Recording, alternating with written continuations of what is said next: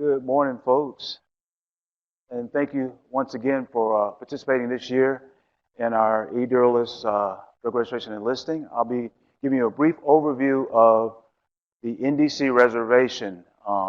This is a new tool that we introduced maybe about 2 years back, and so it's one of our new toys that we get to play with, and we're very excited about it because it keeps down some of the inconsistencies that we find with the NDC number.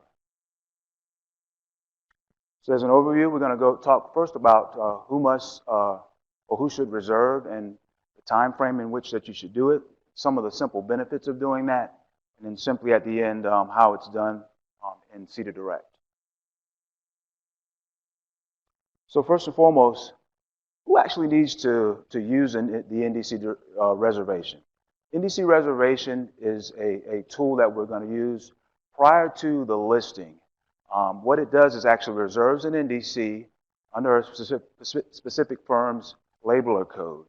And this is for companies that are participating in pre-launch activities, pre-printing of labeling and things of that nature, putting the NDC on the labeling, and then things that happen prior to that product being actually introduced to the marketplace.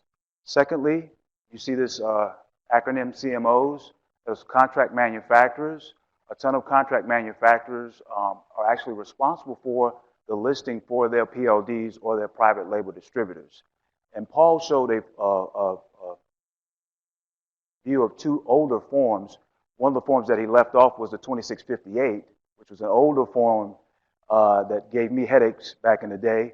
That was a form was used by the manufacturers to list all of their specific NDC companies or their PLDs.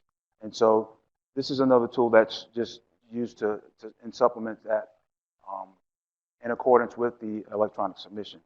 And finally, if a company is unaware of the physical attributes of the product, some of the formulation changes prior to, that's where the NDC reservation can be used as a tool. So when should you reserve an NDC?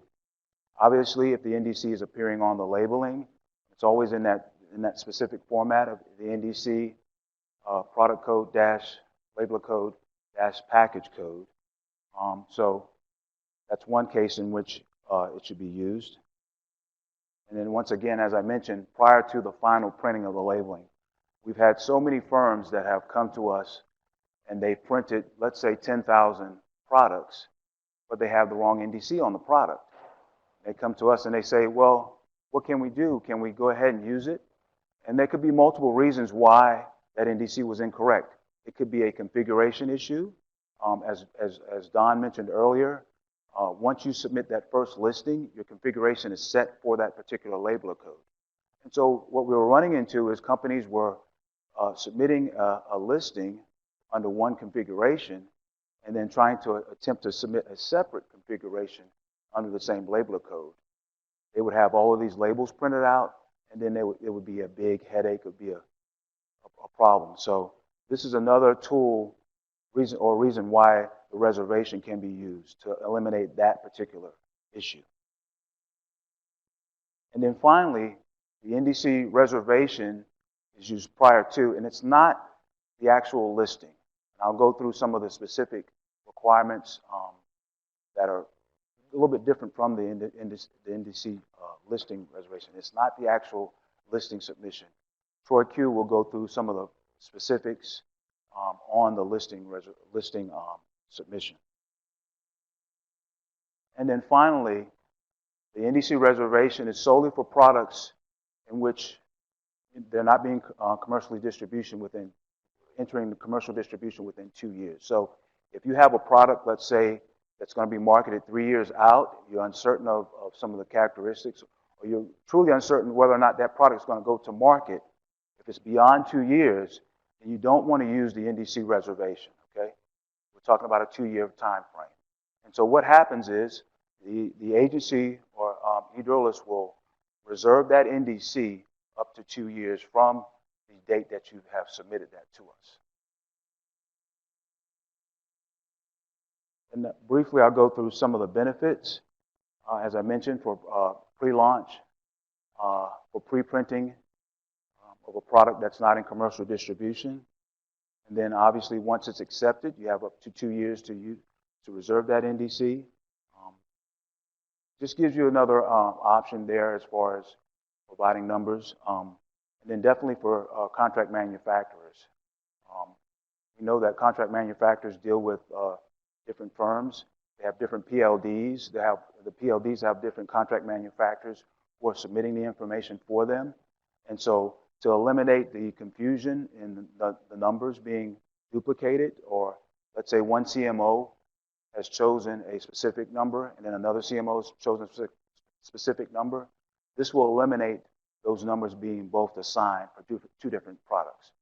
And so that saves us some headache. That saves us as far as health issues, as far as keeping our inventory clear of any issues. And as I mentioned, it prevents the duplication and formatting errors. The formatting errors obviously will be with the configuration between the 541 and the 532 as Pui demonstrated with the NDCs.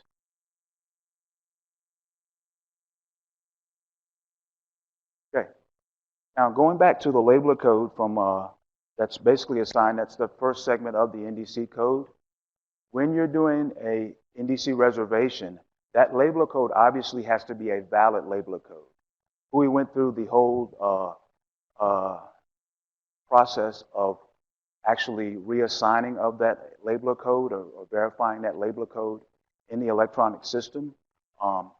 So when you're doing an NDC reservation, the labeler code has to be one, obviously, that has been verified in the electronic system. It cannot be in a labeler code that was maybe issued years back and has not been formally verified in the system.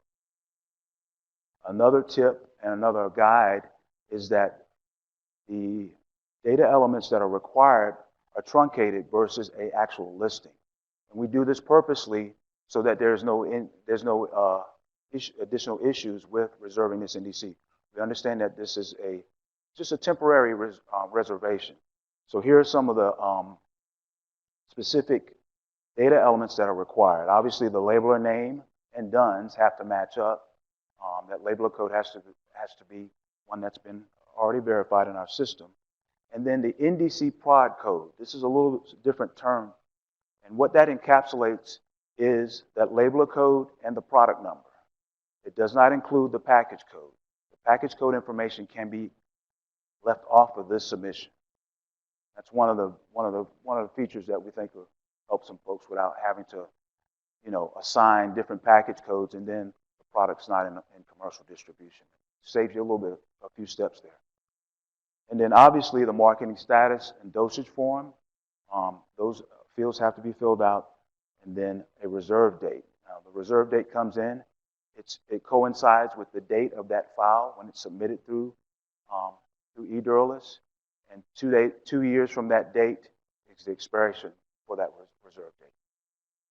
And then finally, at least one active ingredient for that particular product.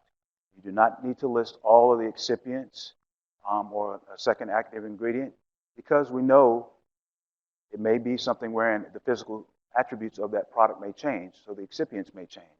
The imprint information may differ, and so that's why we just instruct you to provide one active component. And then just a handful of more tips. Once you've proposed an NDC, obviously, or reserved an NDC, once it's accepted through our system, then it's reserved, as I mentioned, for those 2 years. And then under the same labeler code, similar to the establishment registration, under the same SBL, you can reserve multiple products. So it's a similar system to the establishment registration, where you can reserve or you can list or register multiple establishments. So some of the same system consistencies carry over from the registration to the listing in that one aspect. And then obviously there are not an additional information that is required beyond that, because we want this to be a truncated tool that you'll use to reserve information. So obviously, once the product has been reserved and accepted in the system, the marketing status will change from in the NDC from new to reserve. And then finally, to convert an NDC reservation to an active listing, you'll have to change that status from reserved to active. And then that will open up the rest of the actual listing information that's required for that product. Please keep in mind, though, that once you reserve an NDC, that NDC is not published because technically this product is not in commercial distribution. So it won't appear on DailyMed. It won't appear, obviously, in the NDC directory. It's solely, obviously, those products are for those systems and websites are for products that are in commercial distribution. And then once you've reserved an NDC in that two-year time frame, obviously that NDC can't be used for another product. That's the whole purpose of keeping down and make sure that connection is made between one product, one NDC versus another. Then to cancel the NDC reservation, you simply in the marketing status page, and I'll show that on a screenshot later, you would simply change the reserve, obviously from a reserve status to the canceled status.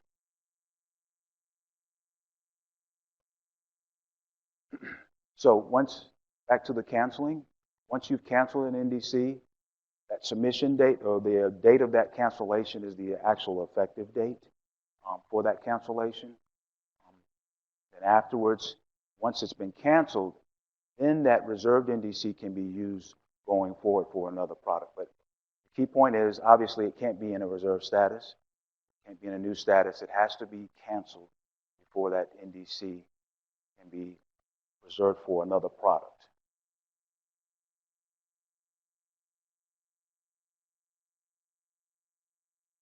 Then, obviously, once the NDC becomes available through the cancellation, then it can be used going forward.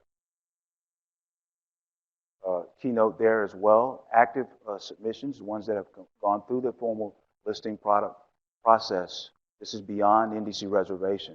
Those products cannot be used for or that NDC cannot be used for other products. So back to some of the key facts here. The NDC reservation obviously is not a total listing. The data elements obviously are limited, and obviously these products are not in commercial distribution.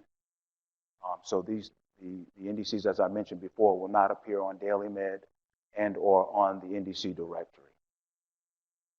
Please keep in mind the effective date. When that NDC reservation has gone into our system, the effective date is from the date of that submission. You'll see that once you submit that. Then you can provide a date out 2 years out for that particular NDC. And then again, it's effective for 2 years.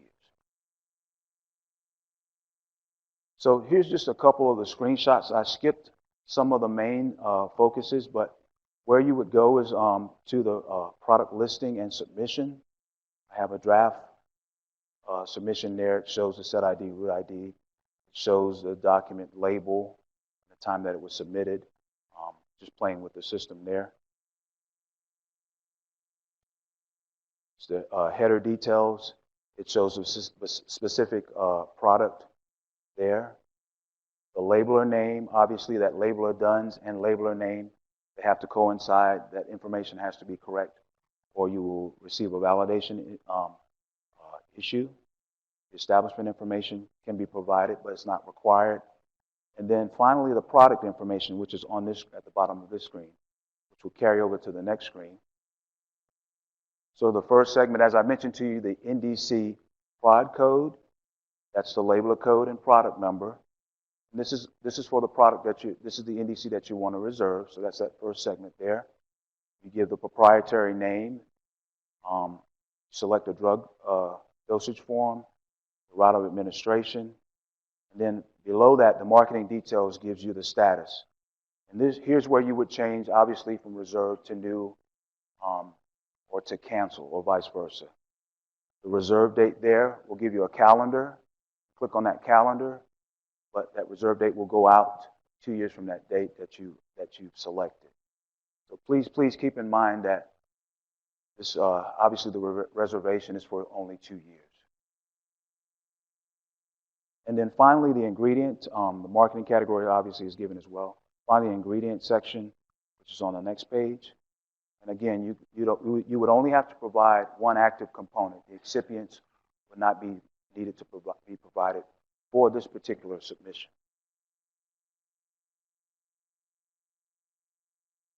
So to the challenge questions, and I know I've gone through these several times. NDC reservation is required to facilitate the listing submission. True or false? It's false.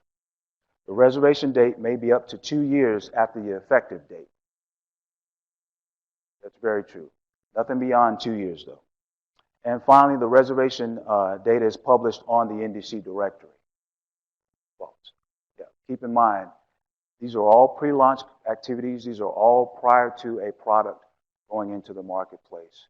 It's just simply a tool that's used to provide for you so that you can get ahead of some of the things, some of the errors that are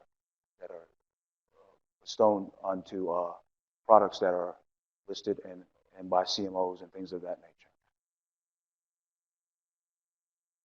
All right, and then here's just a general contact email address. If you have specific questions about the NDC reservation, you can contact us here and we'll be glad to help you.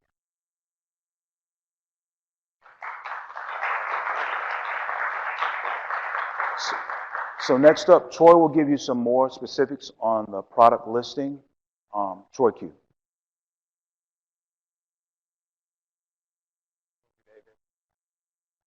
So I'm a technical information specialist. I will be doing a product listing today. I think product listing is fun to work with because it's enable you to talk to yourself a lot. And it's involved a lot of what, a lot of huh, and a lot of headache if you don't do it right. So yeah. Let's take a look at the overview here. I will be discussing briefly on who needs to list and when. I want to spend some time on the listing submission and some of the common errors. And then show you how to update listing and delisting. Quickly on a summary and some helpful resources. So product listing, who has to do it? Unless you're exempt, all the restaurant must list all the drug manufacturer for the commercial distribution. If you are a contract manufacturer, also known as CMO, you must list under your own label code. A CMO who manufactures for a private label distributor, also known as PLD, must also list for the PLD under the PLD label code. The PLD may wish to list their own products as the authorized agent. For more information, you can always check out the Title 21-207.41. So when do you have to do it? Initial listing information must be submitted within 3 days of the initial registration. Update, you can update any change in the listing every June and December, but we encourage you to make your update as soon as possible. Regarding your product listing certification, if you update your listing beginning of the year, you are good until the end of that year. So for example, if you updating your product listing in January of this year, your product listing certification is good until December 31st of this year.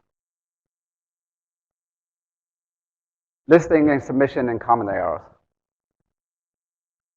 First thing first, so we need to know what product you are listing. So to do that, you have to select in the document type whether it's OTC, human prescription, or bulk ingredient, so you have to select one of those. Normally, you don't have to do anything with the set ID or the roof ID or the version number. You do have to provide the effective date, which is the date that the SBIA submitted to us. Not the effective date is not the marketing date, so don't get that confused.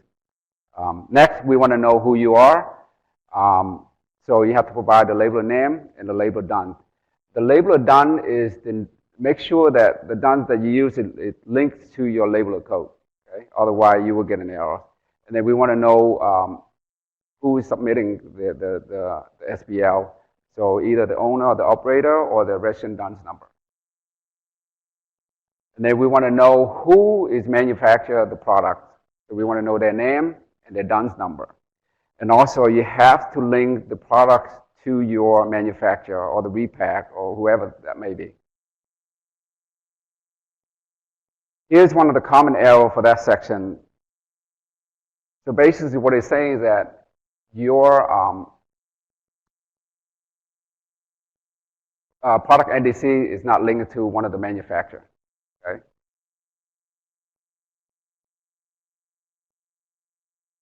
Second error is saying that the establishment that you provide either had not registered with the FDA or it's about to expire. In that case, you have to renew your registration first. If your registration is due to expire at the end of December 31st of this year, you must first renew them before you can use it in your listing. Product details. So this is the product data, also known as a product data element. It's very important that you enter the information correctly the first time, because once the system has been accepted by the system, you cannot, 90% of the time, you cannot change anything in this data. And to correct that, you have to assign a new NDC for it. And I will go over some of the errors after that.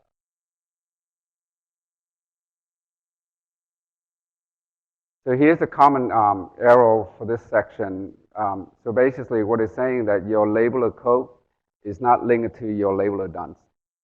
So make sure you're using a correct labeler DUNS number. Second error, normally you don't get the error if this is your first time submitting your product listing. You only see this error if your product happened to be listed before with us and you're not using a correct set ID number. So make sure you're using a correct set ID number. If,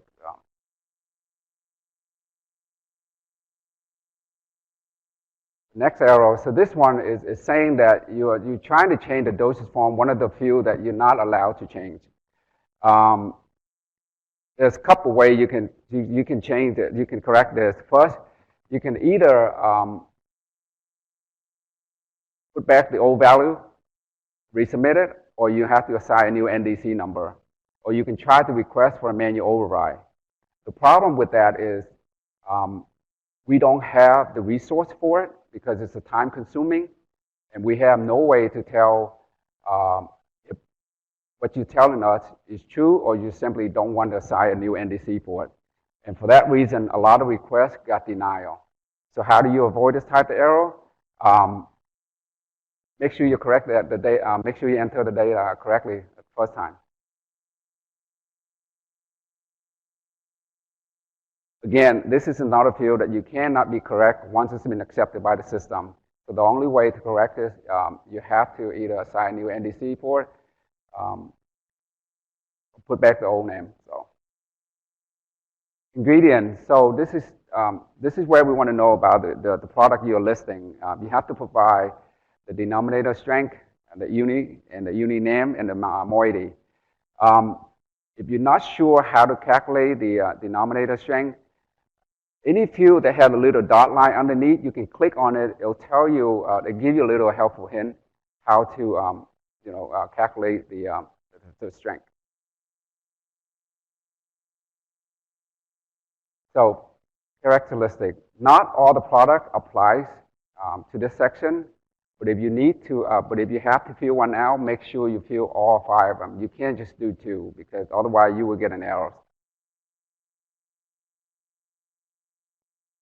We also want to know how your product has been packing, whether it is a box, bottle, bag. You have to provide the information, and we want to know if this product is a combination and when is it the marketing start date.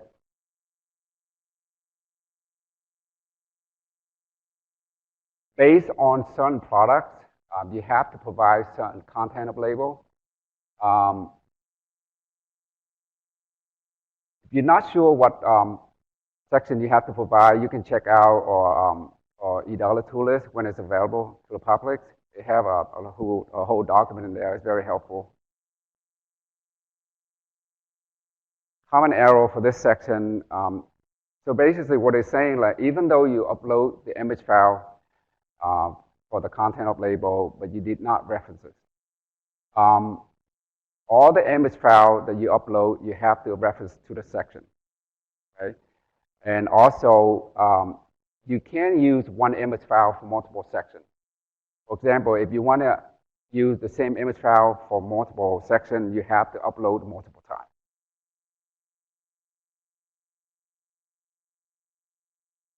Again, this is another section that you have. It can't be changed, it can't be correct unless you assign new NDC for it. Okay, so be very careful when you enter the data first time.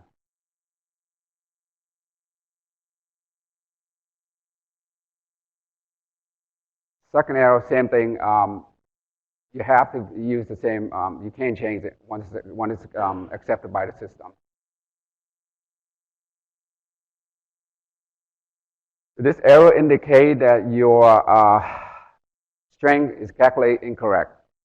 I am not going to go into this too much because later on my colleagues, Kathy, will go into a little more detail. This arrow, what it's saying is that your uni is not matching with the uni in your ingredient section. Make sure that you are using the correct the uni for both in the denominator uni with your packet section. Update previous listing. If you have any update to your listing, for example, if you need to update your manufacturer or you need to add another product to your existing SBL, you may do so. To do that, you can go into your recent accept submission and create a new version. That would be the best way to do it. Don't try to create a new one because you have to enter the data all over again, and you can get a lot of errors, the set ID and all that stuff. So the best way to do it, just go into the recent one and create a new version. Do not change the set ID. The group ID and the version number is automatically generated in the system. Again, when you change the data in your existing SBL, just be very careful what you change in the data element. Because again, that's 90% of the time when you change something in the data element, you will get an error and you require to assign new NDC for it. Once you're done, submit and hit the submit. Same process with your delisting of products. The only thing you need to do for the listing product is change your marketing status from active to complete, and then enter the marketing date for that product, and then save and submit. Quick summary. Listing is important because it allows FDA to maintain the inventories of all the drug commercial distribution in the U.S. and representative labeling. Also, remember to delist when it's no longer in commercial distribution. Have a standard operation procedure or system in place to verify the accuracy and listing at least twice a year. In a nutshell, we all need this data to be accurate, complete, and up to date. Here is some helpful resources. If you have any question about how to, please check out the electronic registration and listing instruction website. If you have questions about your conversion, check out the string conversion in the drug listing, and you need to look up the NDC. You can look up the NDC directory. And question about the regulation, check out the electronic code of federal regulation. Besides sending us problem to this email address, you can also send us your compliment as well to this email address. Okay, we like compliment too. So,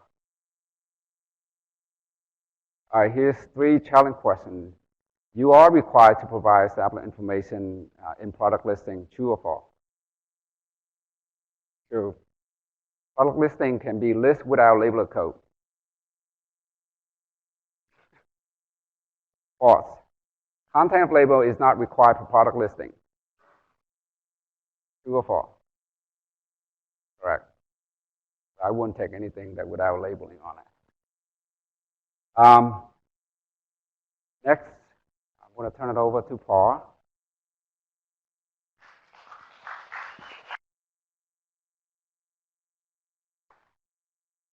Thank you, Troy. I was raising my hand to give him the answer in the background. I don't know why he didn't choose me. I'm here. I'm a last-minute substitute for Lieutenant Commander Park. She was unable to make it today. I'm going to talk to you very briefly about product reporting. I know it doesn't apply to all of you. This is a brief overview of the requirements. And again, as I mentioned earlier in the morning, for more specific data or information and requirements, I'll have the links at the end. But we'll just sort of rush through because we're running a little behind on time. I'll rush through the requirements and the citations here. But again, if any of you out there work for a compounder or have one as a client, feel free to ask those product reporting questions and product 503B registration questions. We're here to answer them. So we're going to talk about, I'll go through the regulatory requirements here and what started all this. We'll do a review of the common errors, and these really are about the only errors we see, and it's amazing how often they just keep coming up. I'll give a quick summary, and then as promised, all the wonderful related resources, the links that you can use to find out more information. So, from the Drug Quality and Security Act, it created a new section in the Food, Drug, and Cosmetic Act, Section 503B, and it talks about or establishes this idea of a human drug compounding outsourcing facility. Now, outsourcing facilities are exempted from certain FDA approval requirements. Their products are exempted from certain labeling requirements. But they are not exempted from CGMP requirements. And now upon registration, now I should say there's no specific slide on establishment registration for the 503B outsourcing facilities. It's identical to normal establishment registration, except there's a very specific business operation. It's human drug compounding outsourcing facility. That's the business operation, and when you choose that, there are some specific business operation qualifiers that are associated with that. Otherwise, it's all the same process that Don talked about earlier this morning. But on the product reporting side, we call it product reporting because it is not drug listing. It's a little bit different. It's very similar, but there are some important differences here. One of those differences is that upon registration, I'll just call them outsourcing facilities. An outsourcing facility must submit an initial product initial product reporting of all the products that they compound at the time that they register. And then after that, beginning the very next June or December, whichever comes first, you have to submit essentially every 6 months. Twice a year, you submit a report of all the products that you did compound in the previous 6 months. So unlike listing, which is sort of prospective and what am I making now, product reporting is what did I make in the previous 6 months. So for the June report, it's the previous 6 months. So it's actually December through May.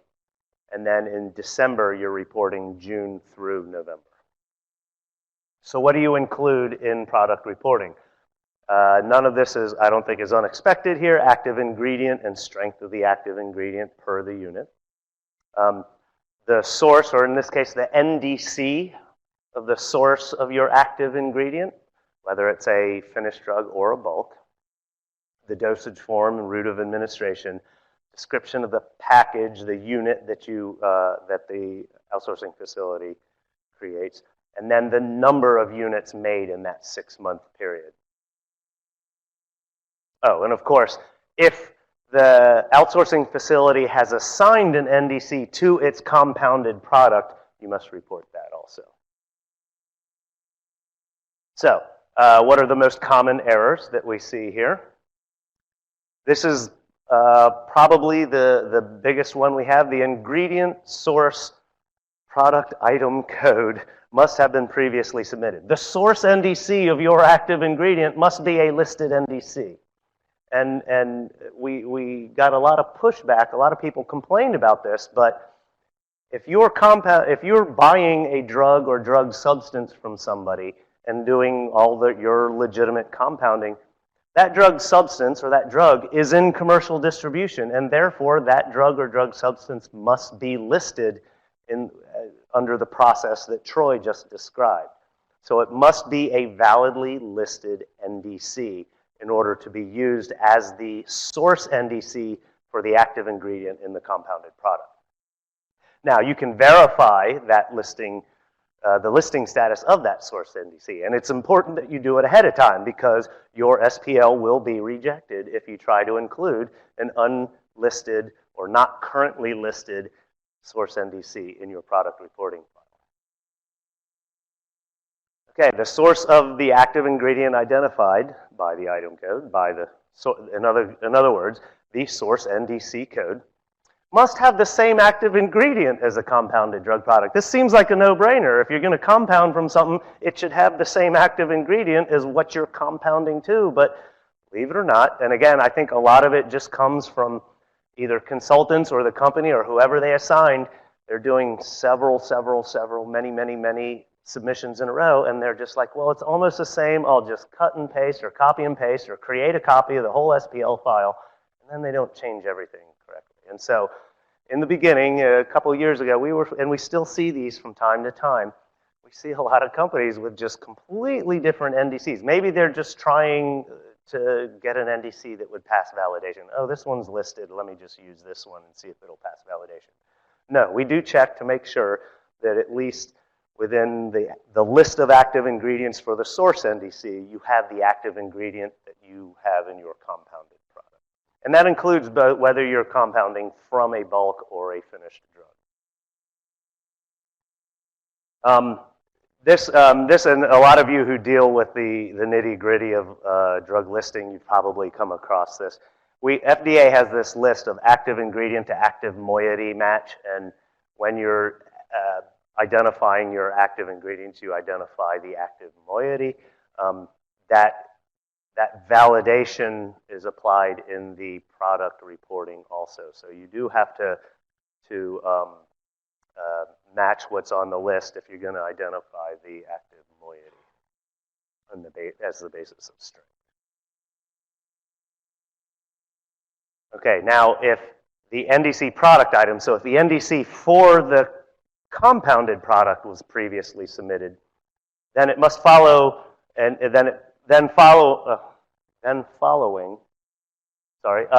essentially this says it's got to remain the same. All the rules for NDC assignment apply to compounded products as they do for drug listing. So you can't reuse an NDC. You can't change the list of active ingredients. Once you assign an NDC to a compounded product, you can't change the formulation for that compounded product. You can't change the dosage form for that compounded product. So all those NDC rules apply, and you have to, of course, follow all the configuration rules and all that. So that's all that's saying. And so here we go. You can't change the product name, the list of active ingredients or their strengths. Can't change the generic name. Oh, let me back up there. Just let that soak in. Again, all those NDC assignment rules still apply. And so, as I said, this is quick, so let's just summarize real quick. Outsourcing facilities are required. Again, the reminder, we're coming up on December here in a little over a month to submit all their product reporting in June and December. And the December product reporting period covers June through November, that 6-month window. The source NDC is required for all source drug ingredients, for all the active ingredients for the compounded drug. Now, you can confirm if you need to verify the listing status of your source NDC, you can go to our NDC directory. If it's listed, it's going to be in our NDC directory. So, and you can verify, there's the link, but I'm sure many of you already know where the NDC directory is. And also, by the way, and that is whether it's finished or unfinished. And again, we recommend, and if you're a new outsourcing facility, this is your first reporting period coming up, start preparing now, especially if you have a lot of products. It takes a long time. All those products go into one big product reporting file. We heard about how many registrations can be in one file, and I actually have an answer thanks to our data guy, and I actually did some research myself on it. But you can get 100, 200 products, compounded products on a single file, and you will need to take some time to build that file over time. So prepare ahead, get it ready. You can even test it a little, get a few created, submit it, make sure they go through, and then just provide updates to the file and build your file over time.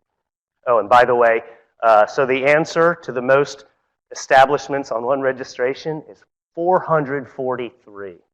Second place, which I found out, I wanted to verify the 443 because I didn't believe it. So thanks, Travis. I believe you. It is 443. Second place was 215. And then the rest were under 100. But still, that's a lot. Wow, that's an unwieldy file. No, I don't. Yes. The question was, do I suggest people doing that? If you want, but again, can you imagine looking at a list and reviewing in one file more than 100, more than 200, more than 400 establishment records? To me, it seems like there might be a better way to break that out. So let's go through these helpful resources. We got a few minutes left for questions. And while I'm doing this, I invite the previous speakers, David and Troy, to come up. I'm inviting Leila Raju Esfandiari up here too to help answer questions. But these are the resources, the links on our website for both the Drug Quality and Security Act and the guidance for outsourcing facility product reporting. Again, here are the links for instructions on how to do this. And of course, specific information on the human drug compounding website and our list of if you want to confirm whether a firm is registered as an outsourcing facility, you can check out that third link. But these are the important things. We do publish product reports similar to the NDC directory, so there's your link there.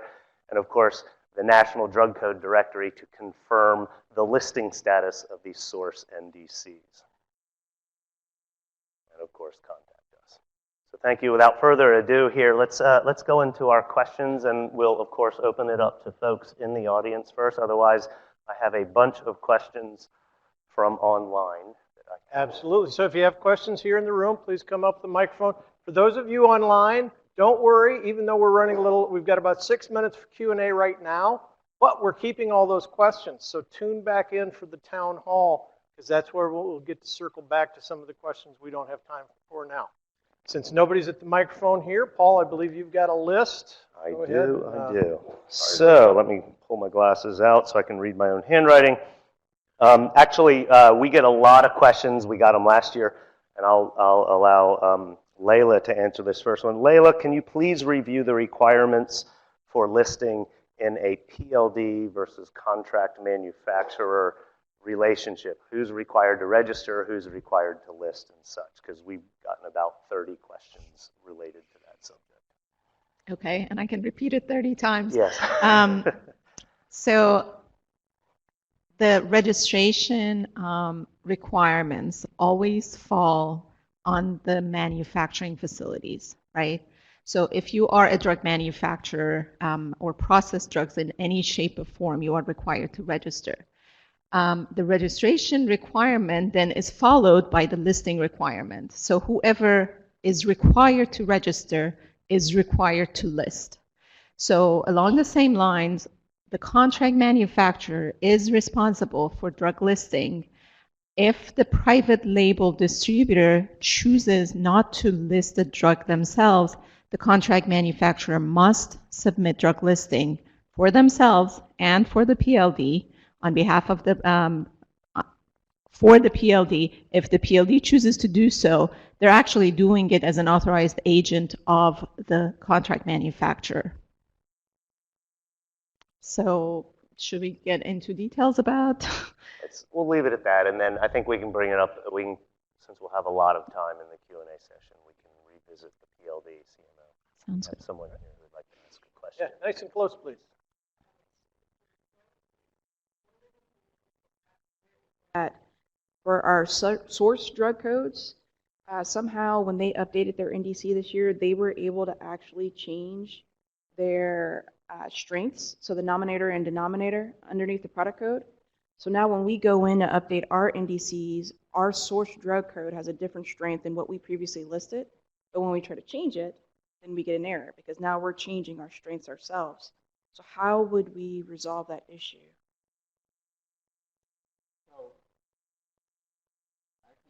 Once the system accept your previous submission, there's nothing you can do. You can't change it. The only way you can do it, you have to delist the incorrect version one, and you have to relist it with the new NDC number. How was it? Like last year? That's when you. So we did a lot of updates during our annual last year, and we updated the majority of our products. And then this year, throughout the year, as we've been going and just as needed, updating listings, the strength is different. And so when we try to correct ours to match, because the source also has to match the repackagers, it doesn't match now. Now we're getting errors. Right, so you're the repackager and you're talking about the source that you're repackaging from. Correct. Well, first of all, if you're identifying one strength, and if they change the strength, hopefully I would like to think our system caught it. I'll get into, like, they may have submitted prior to certain validations being in place. But if they're saying that that NDC is a different strength, you need to change your NDC. Actually, you need to relist, as Troy said. You need to assign a new NDC for the new strength. If your repackaging and your listing says this strength and their listing is not the same strength, if they've truly changed the drug, then you need to find a different source for that strength. Otherwise, relist it with a new NDC for that new strength. Okay, thank you. Do you want to add to that? I wanted to add that the whole discussion of numerator and denominator when it comes to the strength conversion is a rather complicated issue for drug listing because, as we all know, the SBIA does not accept certain values such as percentage for strength, right? So we see a lot of issues, and actually my colleague Tasneem will be talking extensively about that. We see a lot of issue in correctly converting the data, and it doesn't matter if it's a source drug or a repackaged drug. What we tell firms is that do not necessarily look at the source drug conversion and assume it's correct, because it takes a manual review of the data to find that inaccuracy and then contact them to fix it. That might be the reason why the source NDCs are now expressed differently, the strength of those source NDCs. Once they do that, if we contacted them or they realize that the conversion is incorrect, once they submit that correction, they actually get an error message because you're basically submitting a different strength or expression of strength under the same NDC. And so that's when we come in for a manual override and we have to approve it and it has to go through the process. The same thing happens for the source drug. If you actually change that and now you get an error message because now you're trying to match the correct expression in the source NDC, then you also have to go through the manual override process. Just contact us and state the reason why you're changing it, and we do the back end checkup and we approve the manual override if that's the case, and then it gets done. Thank you. I'd like to get a question in here. We're just going to run over maybe about 3 or 4 more minutes. I know we're digging into the help desk time and lunchtime here. This one's for David about reservations. And I think you covered this a little bit, but if you can expound a little more, or just repeat what you said. After you reserve an NDC, can you change it, and what can you change? So once that NDC has been reserved, it has to be physically changed to an active listing for it to be listed. It's reserved for 2 years, so those specific fields that are designated, the 5 fields that are designated there. Those are the only ones that are needed up front. But when it's converted to an actual listing, then the actual attributes, such as active ingredients, different strengths, can be added to the listing. It has to go from physically from a product that's not in commercial distribution to one that is ready for marketing.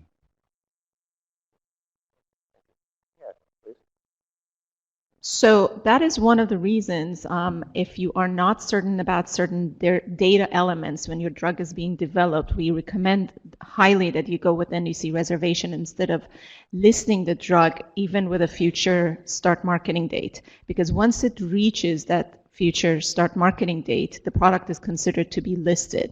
And so if you're trying to change any of those data elements after the product is considered to be listed, even if it's still not in commercial distribution, you're not able to do so unless you actually change your product NDC. For example, if you're changing the color or shape or strength of your product. There are certain things that you cannot change in an NDC reservation, such as I believe it's active ingredient, but there are very few that you cannot change when you reserve an NDC. If you're trying to change those things, all you have to do is basically to inactivate that reservation and then use it, because that NDC becomes available once you drop it from reservation for assignment to other drugs.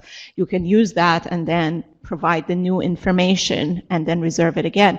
But if you list the drug, then even if you say it's not in commercial distribution, it just happens to be listed, then we can't really do anything about it, and the NDC has to change at that point.